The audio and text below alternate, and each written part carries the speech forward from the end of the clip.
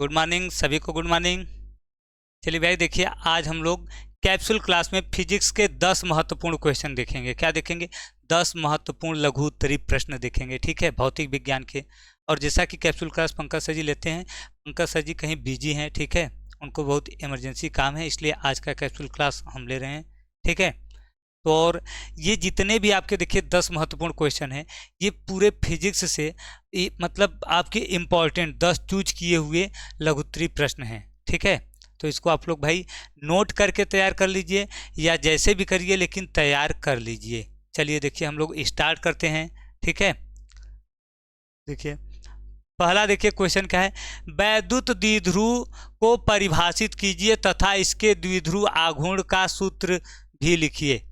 वैद्युत द्विध्रुव को परिभाषित करना है, फिर इसके द्विध्रुव आघूर्ण का सूत्र भी लिखना है। भाई बहुत इंपॉर्टेंट क्वेश्चन है, बहुत बार बोर्ड परीक्षा में पूछता है, आप देखे भी होंगे अंसाल में, ठीक है, इंपॉर्टेंट क्वेश्चन में।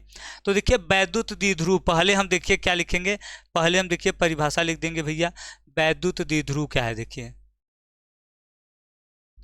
वैद्युत द्विध्रुव, ठीक है।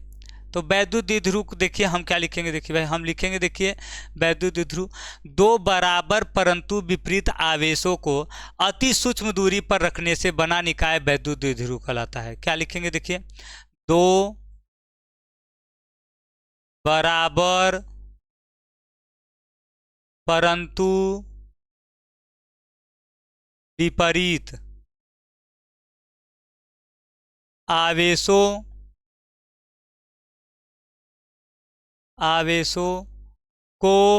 को अति सूक्ष्म दूरी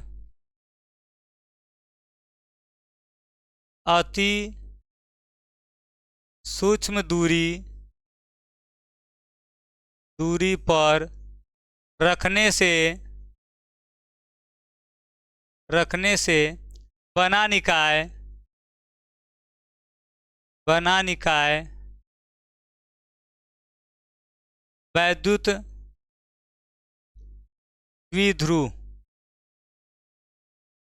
द्विध्रुव कहलाता है। क्या कहलाता है भैया?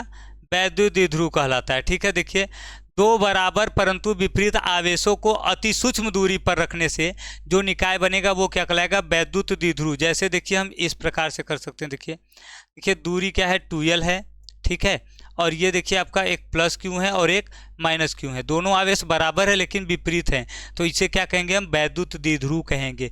अब द्विध्रुव आघूर्ण का देखिए सूत्र लिखना है, तो सूत्र देखिए हम क्या लिखेंगे भाई, देखिए द्विध्रुव आघूर्ण देखिए हम लिखेंगे, द्विध्रुव आघूर्ण, देखिए द्विध्रुव आघूर्ण जो होता है, देखिए P बराबर देखिए क्या आ जाएगा, देखिए किसी एक आवेश का मान रख देंगे, परिमाण मतलब प्लस माइनस नहीं, केवल मान से मतलब है, इनटू क्या रख देंगे, 2l। क्या रख देंगे भैया? 2l। किसी एक आवेश के परिमाण और उनके बीच की दूरी के गुणनफल को क्या कहते हैं? वैद्युत द्विध्रुव आघूर्ण कहते हैं। इसका मात्रक क्या आ जाएगा? कूलाम मीटर हो जाएगा। क्या हो जाएगा? Coulomb metre. इसका मात्रक क्या हो जाएगा? Coulomb metre. तो ये सबको क्लियर है ये क्वेश्चन। देखिए वैद्युत द्विध्रुव देखिए क्या होता है भाई, कि दो बराबर परंतु विपरीत आवेशों को अति सूक्ष्म दूरी पर रखने से बना निकाय क्या कहलाता है? वैद्युत द्विध्रुव। और द्विध्रुव के किसी एक आवेश और उनके बीच की दूरी के गुणनफल को क्या कहते हैं?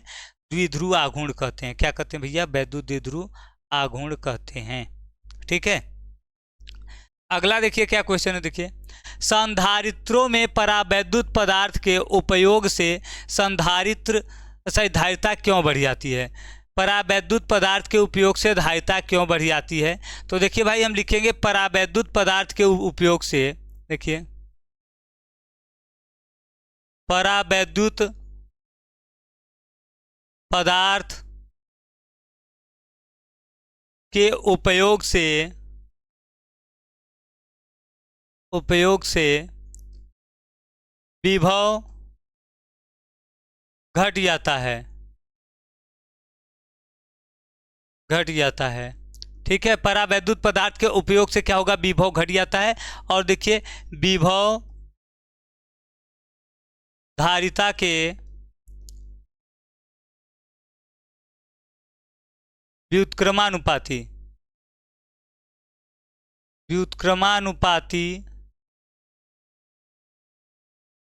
देखिए C प्रोपोर्शनल T 1/V होता है, ठीक है। तो देखिए जब हम परावैद्युत पदार्थ का उपयोग करेंगे तो परावैद्युत पदार्थ के उपयोग करने से विभव का मान घट जाएगा, और जब विभव का मान घटेगा तो क्या होगा, धारिता बढ़ जाएगा, क्योंकि उल्टा है ना। देखिए विभव धारिता के क्या है, व्युत्क्रमानुपाती है। तो लिखेंगे अतः धारिता क्या होगी, बढ़ जाएगी, बढ़ जाती है। धारिता क्या होती है भैया, बढ़ जाती है, ठीक है। देखिए परावैद्युत पदार्थ के उपयोग से विभव का मान घटेगा, और जब विभव का मान घटता है तो धारिता का मान क्या होता है, बढ़ जाता है। क्या होता है, उसके व्युत्क्रमानुपाती होता है। तो विभव का मान घटेगा तो धारिता ऑटोमेटिक बढ़ जाएगी। चलिए नेक्स्ट देखिए क्वेश्चन अगला। व्हीटस्टोन सेतु के संतुलन सिद्धांत की शर्त को लिखिए। व्हीटस्टोन सेतु के संतुलन सिद्धांत की शर्त को लिखना है भाई।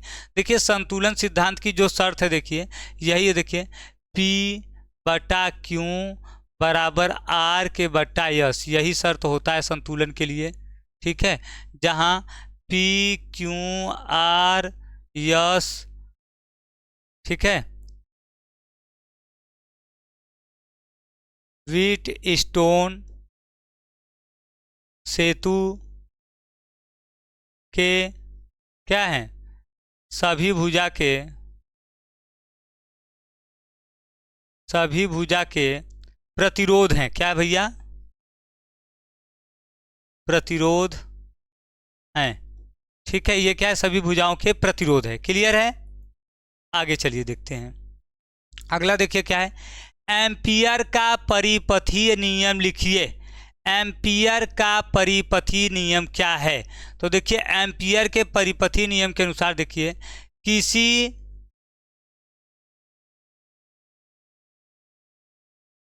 बंद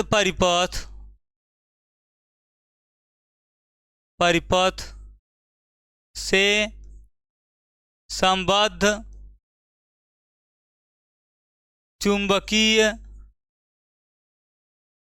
क्षेत्र का रेखीय समाकलन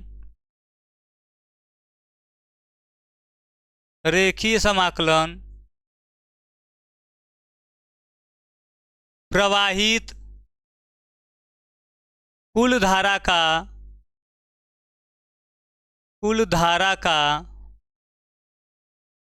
1/F सही धारा का μ0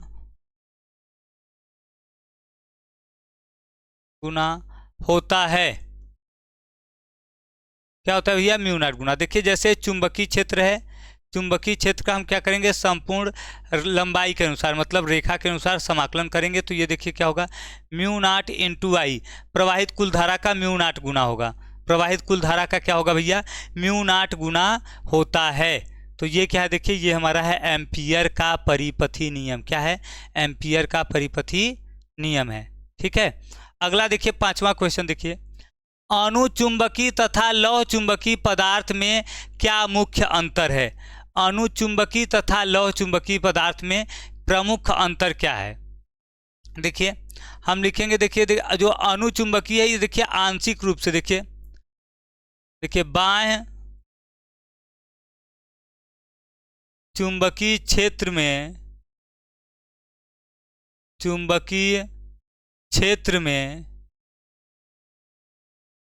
अणुचुंबकीय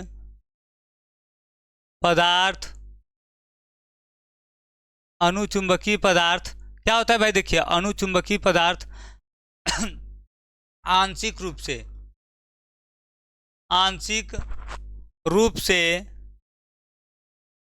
से चुंबकित होता है,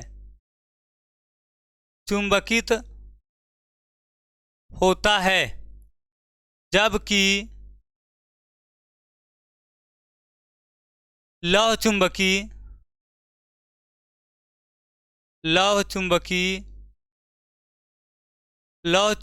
पदार्थ प्रबल रूप से चुंबकित होता है। चुंबकित होता है।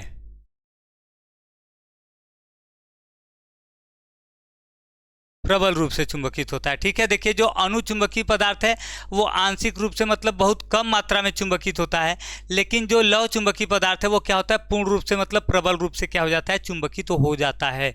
ये क्या है हमारा, देखिए ये अणुचुंबकीय और लौह चुंबकीय में अंतर है। अगला देखिए क्वेश्चन है, अनुनादी आवृत्ति किसे कहते हैं। अनुनादी आवृत्ति किसे कहते हैं, देखिए हम लिखेंगे, देखिए देखिए प्रत्यावर्ती धारा परिपथ परिपथ में जब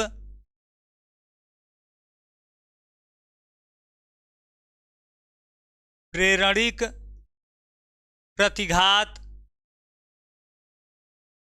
प्रतिघात क्या होगा भाई, XL तथा धारितीय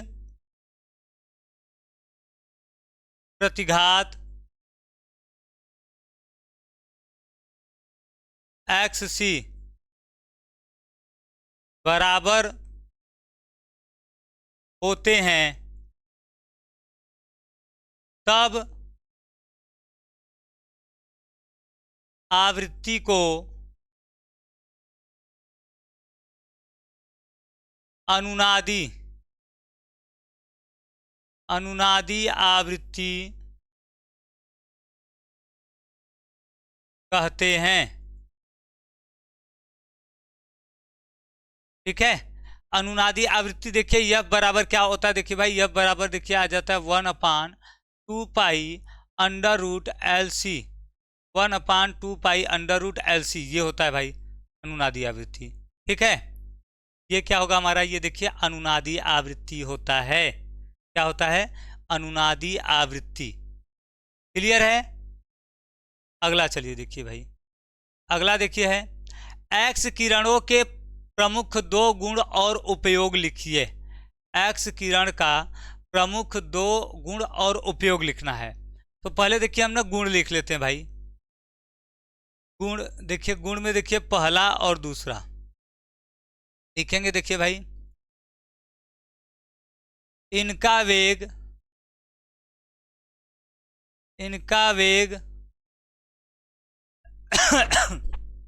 देखिए क्या होता है भाई, प्रकाश के वेग के बराबर होता है।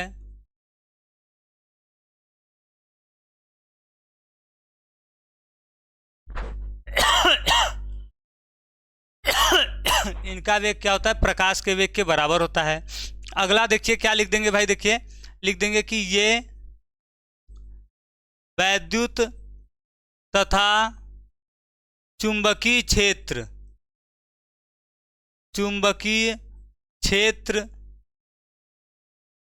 में विक्षेपित नहीं होते,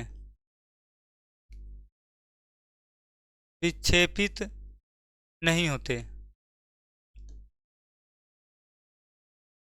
नहीं होते। ठीक है, ये वैद्युत क्षेत्र और चुंबकीय क्षेत्र दोनों में क्या होते हैं भाई, विक्षेपित नहीं होते हैं, मतलब उदासीन होते हैं। तो इन पर न तो वैद्युत क्षेत्र का कोई प्रभाव पड़ता है और न ही चुंबकीय क्षेत्र का। इसके बाद देखिए उपयोग में देखिए क्या है भाई, उपयोग। ठीक है, उपयोग में देखिए ये है हमारा कि पहला देखिए जो उपयोग रहेगा, पहला देखिए हम क्या लिख देंगे भाई, पहला लिख देंगे देखिए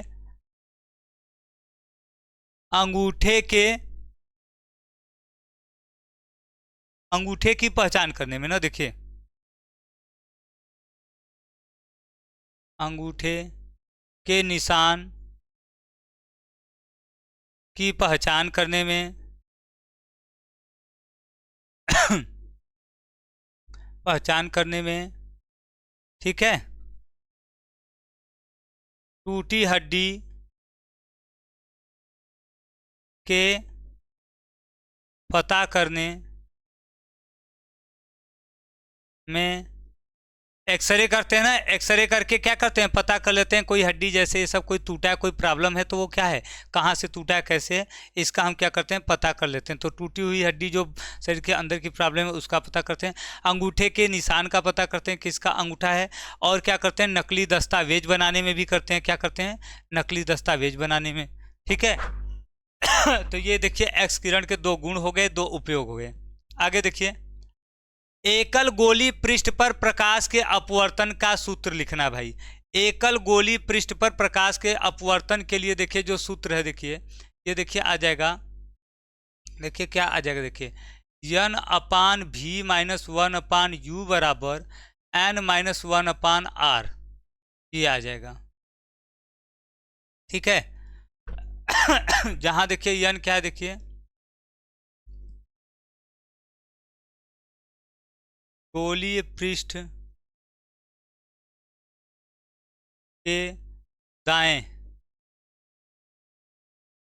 तरफ के माध्यम का अपवर्तनांक। ठीक है, और दूसरा देखिए क्या है भाई, देखिए भी क्या है, देखिए प्रतिबिंब की दूरी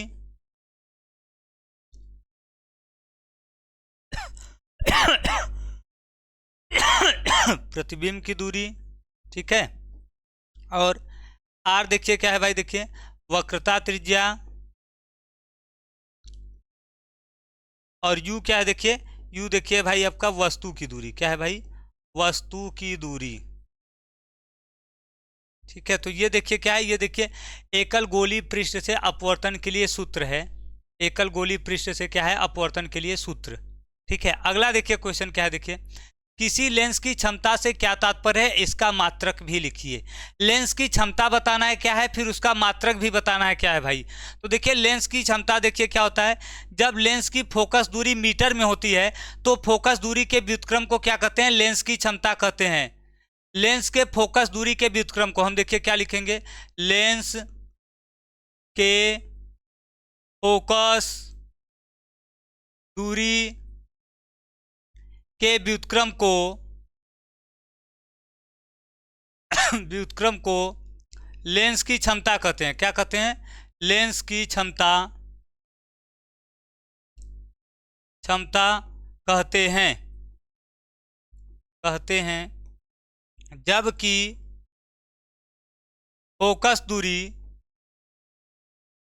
फोकस दूरी किस में हो भाई, मीटर में हो, किस में हो मीटर में हो।